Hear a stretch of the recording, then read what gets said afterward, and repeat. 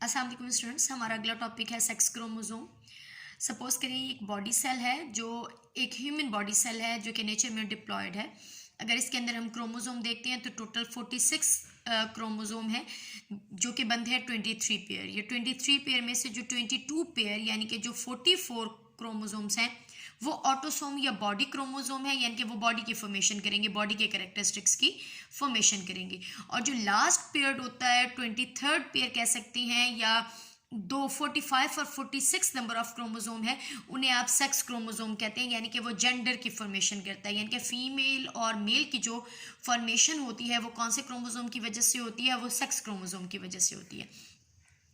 ये सबसे पहले टी.एच. मॉर्गन ने 1911 में डिस्कवर किया। अब सबसे पहले तो हम ये सब जानते हैं, तकरीबन छोटे ही क्लासेस में हमें बता दिया जाता है कि अगर फीमेल है तो उसकी बॉडी में जो सेक्स क्रोमोसोम है वो XX है, और अगर वो मेल है तो उसकी बॉडी में XY है।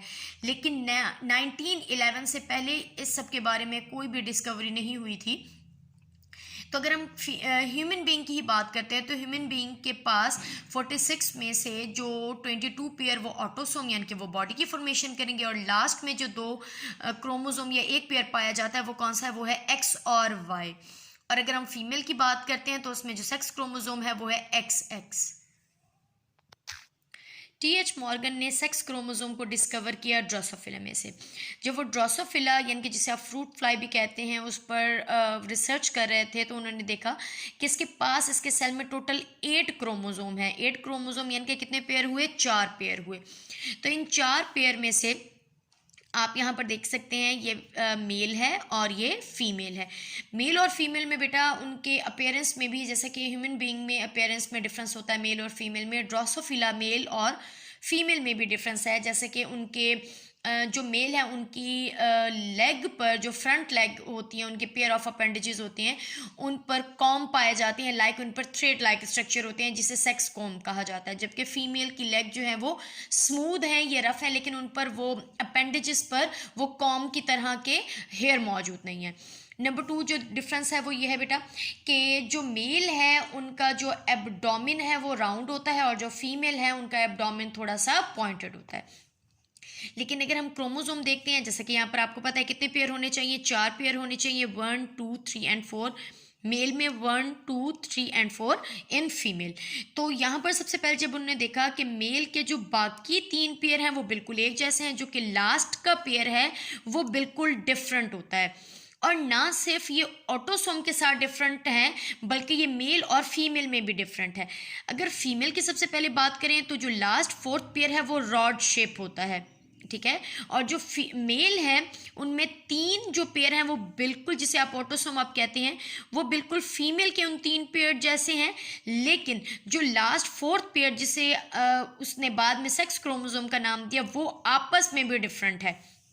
बेटा ये देखें, जो सेक्स क्रोमोसोम है वो ऑटोसोम से तो शेप में डिफरेंट है ही, लेकिन फीमेल में वो दोनों एक जैसे हैं और वो रॉड शेप हैं जिसे एक्स का नाम दिया गया। मेल के अंदर एक 4th पेयर जिसे हम सेक्स क्रोमोसोम कहते हैं, जिसे टी.एच. मॉर्गन ने बाद में सेक्स क्रोमोसोम का नाम दिया, उसमें से एक तो बिल्कुल फीमेल जैसे रॉड शेप है जिसे एक्स का नाम दिया गया। लेकिन जो दूसरा है वो थोड़ा सा शेप में चेंज है, जो कि कौन सी शेप का है? जे शेप है, उसे वाई का नाम दिया गया। ये जो जे शेप है इसकी एक आर्म आप देखोगे कि शॉर्ट है और एक आर्म लॉन्ग होती है। इस जे शेप यानी सेक्स क्रोमोसोम पर मज़ीद वर्क करने पर साबित हुआ कि जो उसकी शॉर्ट आर्म है बेटा, उसकी 2 आर्म है, एक लॉन्ग है और एक शॉर्ट है, जिसकी वजह से हम उसे जे शेप कहते हैं। जो शॉर्ट आर्म है उसके पॉइंट पर, उसके एंड पर एक रीजन पाया जाता है, एक जीन पाई जाती है जिसे कहा जाता है SRY। यही SRY जो जीन है वो रिस्पॉन्सिबल होती है मेल कैरेक्टरिस्टिक्स के लिए। यानी कि जो एक्स क्रोमोसोम है मेल में भी वो बिल्कुल फीमेल की तरह का क्रोमोसोम है, लेकिन जो मेलनेस के कैरेक्टरिस्टिक्स शो होते हैं, चाहे वो ह्यूमन बीइंग है, चाहे यहाँ पर ड्रोसोफिला की एग्जांपल है, वो किसकी वजह से होते हैं? वो एक खास तरह की जीन की वजह से होती हैं जो कि सिर्फ पाई जाती है वाई पर, वाई क्रोमोसोम पर, जिसे कहा जाता है SRY। उसे खास तरह का रीजन कहा जाता है। यही रीजन, यही जीन जिसे हम SRY कहते हैं, वो रिस्पॉन्सिबल होती है मेल कैरेक्टरिस्टिक्स के लिए। सेक्स क्रोमोसोम में हमने सबसे पहले एग्जाम्पल ली ह्यूमन बीइंग की, ठीक है, जिसमें टोटल नंबर ऑफ क्रोमोसोम 46 हैं, 44 ऑटोसोम है, और जो लास्ट का एक पेयर या 2 क्रोमोसोम है वो सेक्स क्रोमोसोम होते हैं। फीमेल में XX है, मेल में XY है। फिर हमने सेकंड एग्जांपल देखी है ड्रोसोफिला की। ड्रोसोफिला में टोटल नंबर 8 हैं, 4 पेयर हैं, 3 पेयर बिल्कुल एक जैसे हैं जिन्हें ऑटोसोम कहते हैं, वही बॉडी की फॉर्मेशन करते हैं, और लास्ट का पेयर कहलाता है सेक्स क्रोमोसोम, जो फीमेल में XX है और Y में है XY, मेल में है XY।